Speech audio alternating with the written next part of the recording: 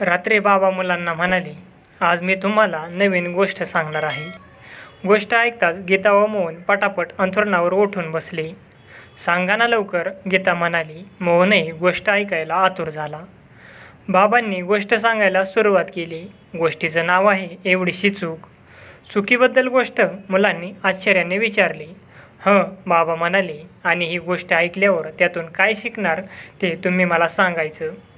आज ती गोष्ट सांगा ना, गीता म्हणाली. बाबांनी सुरुवात केली. ही गोष्ट आहे संत एकनाथांची, त्यांच्या लहानपणीची. जनार्दन पंत हे त्यांचे गुरु. त्यावेळी शिक्षणासाठी एकनाथ जनार्दन पंतांच्या घरी राहत असत. गुरूंची सेवा करत, त्यांना कामात मनापासून मदत करत असत. एकदा पंतांनी हिशोब करण्याची जबाबदारी एकनाथांवर सोपवली. छोटा एकनाथ हिशोब करत बसला. हिशोब जमेना, ताळा चुकू लागला. एकनाथाला समाधान वाटेना. रात्र झाली तरी तो हिशोब तपासत बसला. अर्धी रात्री उलटली, पंतांचा डोळा लागला. इतर सारेजणही झोपी गेले. एकनाथ मात्र झोपला नाही. दिवेच्या उजेडात तो पुन्हा पुन्हा हिशोब करून पाहत होता. मध्येच पंतांना जाग आली. एकनाथ एवढ्या रात्री काय करतोय हे पाहायला ते त्याच्या पाठीमागे येऊन उभे राहिले. एवढ्यात सापडली म्हणून एकनाथाने आनंदाने टाळे वाजवली. पंतांनी विचारले, काय सापडली नाथा?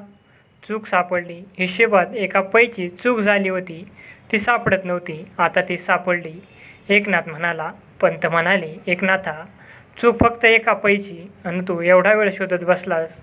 काम अचूक होण्यासाठी किती प्रयत्न करायचे हे तुझ्याकडून शिकावे. शाब्बास, चल निज आता. पहाट होत आली. गोष्ट संपली. बाबा म्हणाले, मुलांनो, आवडली ना गोष्ट?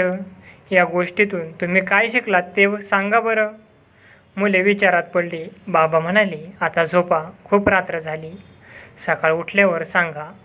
मोहन आणि गीता मनात गोष्ट गोळवत झोपी गेली. गोष्ट आवडली असेल तर व्हिडिओला नक्की लाईक करा आणि चॅनलला सबस्क्राईब करायला विसरू नका. धन्यवाद.